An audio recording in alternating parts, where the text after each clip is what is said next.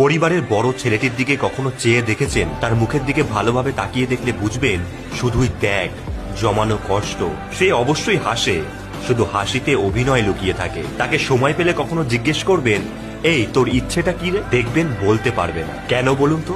ওটা চাপা পড়ে গেছে পরিবারের দায়িত্বের ওজনে। বাবার পরেই তাদের কাজটা হঠাৎ করেই দায়িত্ব নেওয়া শুরু করে ফেলে। কখন যে দায়িত্বের বাঁধনে বেঁধে গেছে তারা বুঝতেও পারে না, আর না বলতে তারা কখনো শেখেনি। ভাইটার কি হবে, বোনটার কি হবে, পরিবারটার কি হবে, শুধু এই প্রশ্নগুলোই শিখেছে। আর উত্তর না, উত্তরটা পাওয়া যায়নি। শুধু অর্ডার এসেছে যে ভাবেই হোক তোকেই সামলাতে হবে। অতএব রাতের বেলা বইতে থাকা চোখের জল মুছে সমস্ত ইচ্ছে, ভালো লাগার নথিপত্রগুলোকে বেঁধে ওই পরিবার নামক ডাস্টবিনে ফেলে দিয়ে আসা হয়। আর পরের দিন থেকে শুরু হয় পরিবার সামলানোর যুদ্ধ। তারপর কোনো একদিন মা আর পারছে না বলে বিয়ে করে নেওয়া হয়, আর বাপের ইচ্ছেতে তো জীবনটাই ত্যাগ দেওয়া হলো। তারপর কোনো একদিন বউ হঠাৎই প্রশ্ন করে বসে, সারাটা জীবন তুমি কি করলে একটু বলো তো? অর্থাৎ সামনে আবারও প্রশ্ন, এর উত্তর কোথায়?